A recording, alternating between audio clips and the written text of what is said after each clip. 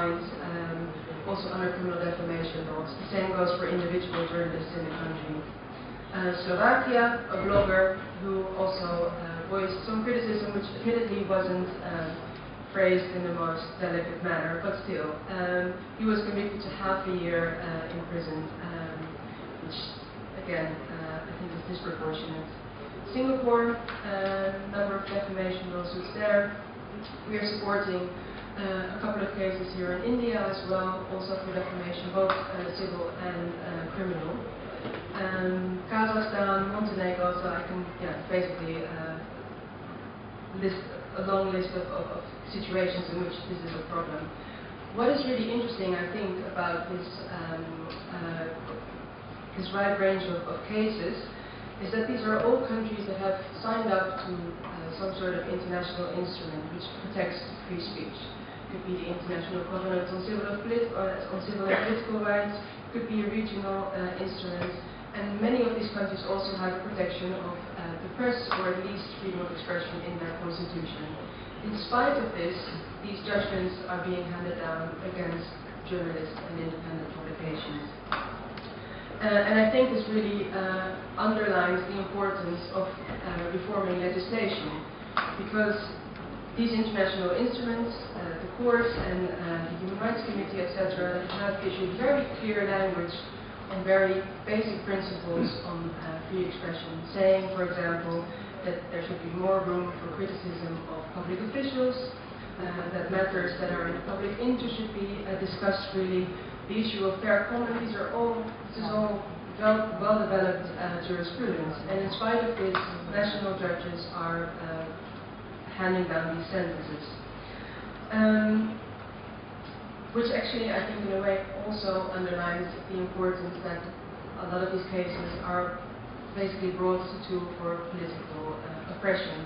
I can give one very tangible example. We're supporting a journalist in Angola who has been doing research into malpractices and human rights violations in the mining industry in that country for several years. His name is Rafael Marquez. He has been prosecuted in the past. He has a long history of being a very critical and outspoken journalist, and was convicted for that before. He took his case to the Human Rights Committee, which was very clear, saying that Angola had acted in violation of their obligations under the ICCPR, that they should reform their defamation laws, and that they should be awarded compensation. After the publication of his most recent book, he was prosecuted again, not only in Angola, but also in Portugal, by a number of people that were named in the book as involved in these human rights violations. He is now facing 16 counts of defamation. So again, there's a very clear judgment from an international human rights body, but just because it's possible, they can file these charges against him and basically hold him hostage in a way with these criminal proceedings. So finally, what I wanted to say about civil defamation, it's not a panacea. It really depends on what the laws in question look like.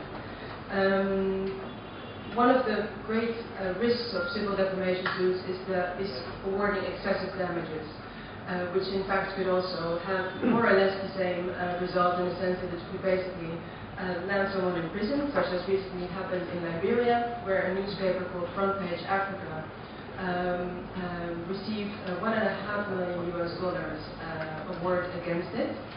The civil laws in Liberia have some sort of construction that means that you can go to jail if you can't pay your penalties, which means that if you calculate it, I think the editor of the paper should serve about 300 years in prison. So that also is a very effective tool to silence a journalist, silence a news outlet. Another example is in Ecuador, where two journalists published a book which is critical of the president. There was also a damage award there of millions. So excessive damages are definitely a risk and have de facto can have an effect that is as restrictive as criminal penalties can have. So if you say that defamation should be decriminalized, it's also important to look at what you're left with and as regards civil domains. I wanted to begin by emphasizing the basic dynamic that is at play when we discuss defamation and free speech, which is the conflict between the right to freedom of expression and the right to refutation. So Peter described the origins of defamation or the kind of problems that it was intended to solve, and I thought that his narrative demonstrated how important reputation used to be. So this was a very strong concern previously.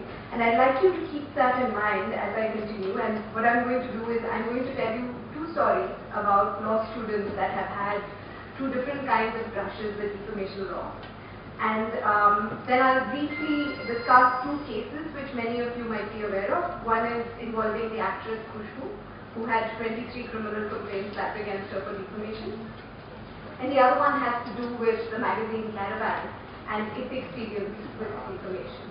And then finally I'll raise questions as I present. So my first story concerns a former student of mine called Rajita Lal. She's about 20 years old right now, and she blogs at Spicy IT, which is a very well-known intellectual property blog run by my former colleague Shamla Rashid. Rajita did what she taught all our law students to do. She did a beautifully researched piece on the Times Publishing House and its agreement with Financial Times over the trademark. Luckily, what happened in her case was that the legal community rallied behind her, and so she did not have to cover or take down her piece. Shamla Bashir wrote a very powerful reply back, and the piece is still up, and they're not budging. My second story involves a slightly reversed situation. So here you had Rajita being accused of defamation by a powerful publishing house. My second story is about girls from my alma mater, that's Nalsar University of Law in Hyderabad. So we have this tradition that the year in which you graduate, everybody has this huge party. It's always in the city because you don't want faculty anywhere near your party.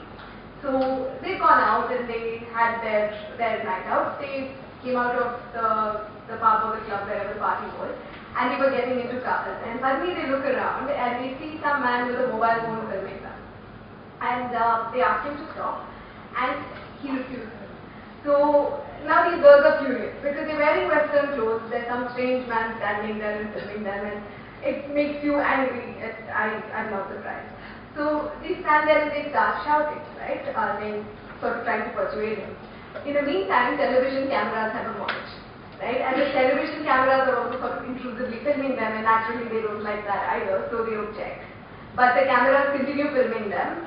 Ultimately, their class may say, okay, move away. So they go sit in a cab, and there's actually, I've seen this video of girls sitting in a cab trying to cover her face like this, and a cameraman stuck his camera through the window and he's filming her. Right now, where does the defamation angle come in? So this footage is later played over local language channels all over Andhra Pradesh. I don't know if they were visible outside, but they were all over YouTube for the longest time. The girls were wearing dresses that were strapless, but I think they were wearing clothes, and there was blurring where the dress began. So it looked like it looked like they were very routinely clothed, whereas they were not.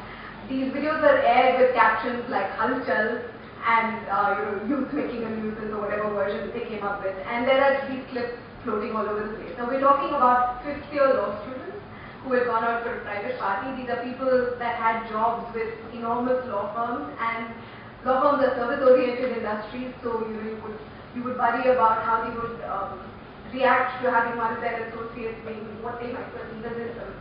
So they wrote to all of us, alumni, we've got our groups and all of that, and we were discussing what we could do. And one of the solutions that obviously came up was that why don't you charge them with defamation? And they said that, well, it's going to be really hard because we're moving to a different city and we're going to be really busy. Law firms keep you working pretty much all day and all night. And so we're not going to have time to follow up. So there's no point.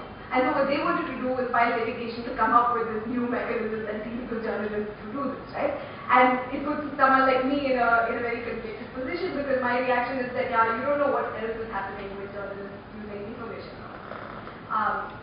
So this is the reverse power dynamic where you've got several media houses, actually not even one, victimizing law students. And again, they fought back partly because the larger law community rallied behind them, but I wonder what would have happened if they hadn't, or if the university had taken umbrage, which I'm very proud to say it didn't. It stood by this rule. So that brings me to the to what Paranjoy highlighted in the beginning and to what Nani said later, which is that defamation is not as simple as let's just decriminalize it and that solves all of our problems. Defamation law exists for a reason. And I think that it's important to consider it both from the perspective of whether it is accessible enough to individuals that need to use it, as well as the ways in which it can be used by people with power.